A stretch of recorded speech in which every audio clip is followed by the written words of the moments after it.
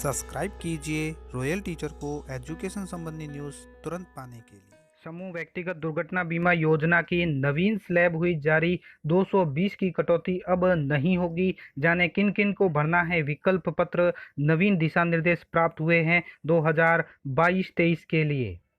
जी हाँ साथियों, जैसा कि आप सभी जानते हैं कि अप्रैल माह के वेतन से जो देय मई में होता है, हमारे से समूह व्यक्तिगत दुर्घटना बीमा योजना की एक राशि की जाती है, जिसकी न्यूनतम स्लैब है वो 220 रुपये रखी गई है। अब नवीन स्लैब जारी हो गई है, उसके अनुसार 220 की कटौती आपको नहीं करनी है। 220 की कटौती अगर डीडीओ आहरण वितरण अधिकारी है उनको नहीं करनी है, और जो कार्मिक है उनको 220 की कटौती नहीं करवानी है। तो साथ ही दोस्त जानते हैं कि नवीन स्लैब में है क्या परिवर्तन हुए हैं, नवीन जो दिशा निर्देश आए हैं उनके अनुसार किन किन को विकल्प पत्र भरना है, किन को नहीं भरना है, पूरी बात करेंगे आज के इस वीडियो में। नमस्कार साथियों, मेरा नाम है मोतीलाल कनौजिया और आप देख रहे हैं रॉयल टीचर। चलिए दोस्तों शुरू करते हैं आज का हमारा वीडियो और बताते हैं आपको समूह व्यक्तिगत दुर्घटना बीमा योजना के जो नवीन दिशा निर्देश प्राप्त हुए हैं उनके बारे में।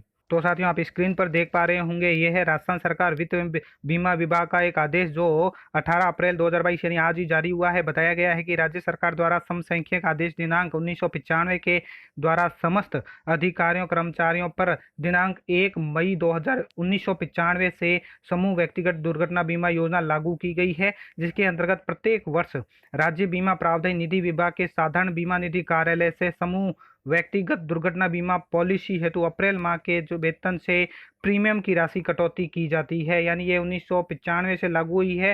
प्रत्येक कार्मिक से अप्रैल के माह में इसकी कटौती की जाती है, एक बीमा है। इसी क्रम में पॉलिसी वर्ष 2022-23 दिनांक 1/5/2022 से 30 अप्रैल 2023 तक की अवधि के लिए उक्त योजना के अंतर्गत दुर्घटना बीमा का आवरण प्राप्त किए जाने हेतु अधिकारियों कर्मचारियों को जो श्रेणी दी गई है उसमें से विकल्प उपलब्ध करवाया जाएगा। अब ये श्रेणी है किस तरह से है वो भी जान लेते हैं। ये देखिए, इसमें बीमा धन है 5 लाख तक का कवर होगा पॉइंट नंबर 1 श्रेणी में।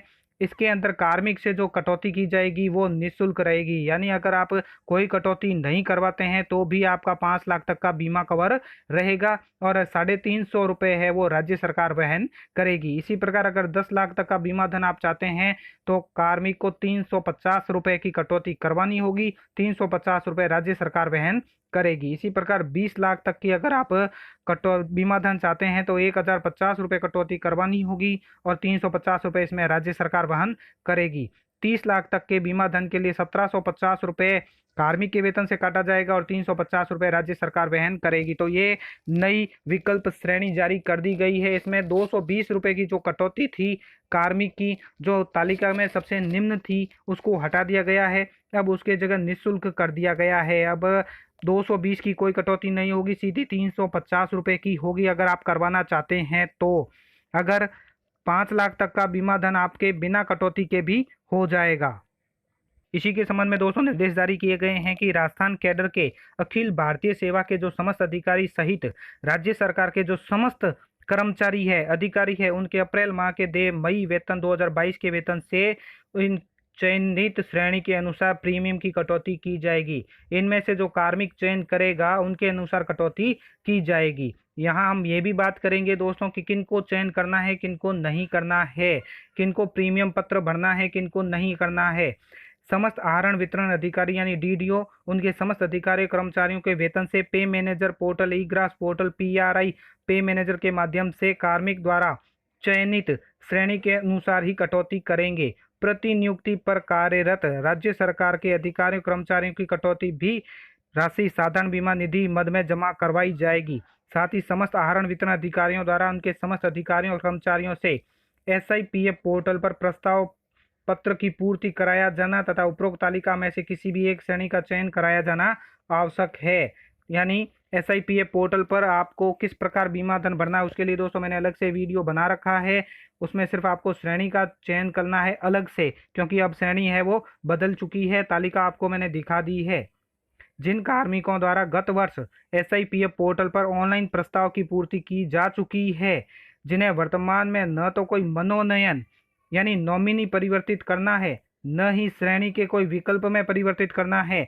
उन्हें ऑनलाइन प्रस्ताव भरना आवश्यक नहीं है। तो स्पष्ट लिखा हुआ है कि अगर कोई कार्मिक है अपनी कटौती नहीं बढ़ाता है, न ही अपनी जो मनोनयन है यानी नॉमिनी में चेंज करता है, कोई विकल्प में परिवर्तन नहीं करवाना चाहता, तो उसको आवश्यकता नहीं है भरने की। ऐसी स्थिति में आहरण वितरण अधिकारी गत वर्ष कार्मिक द्वारा दिए गए श्रेणी के विकल्प के अनुसार ही कार्मिक के वेतन से प्रीमियम कटौती किया जाना सुनिश्चित करेंगे। इस सभी का उत्तरदायित्व विकल्प के अनुसार प्रीमियम कटौती का उत्तरदायित्व डीडीओ का रहेगा। मोस्ट इंपोर्टेंट बात अब कहते हैं पॉइंट नंबर 5 की, कि ऐसे कार्मिक जिनके गत वर्ष में कोई विकल्प नहीं देने पर उनका प्रीमियम 220 रुपये काटा गया था, यदि वे कार्मिक इस बार भी कोई विकल्प प्रस्तुत नहीं करते हैं तो उनकी कोई प्रीमियम कटौती आहरण वितरण अधिकारी द्वारा नहीं की जाएगी।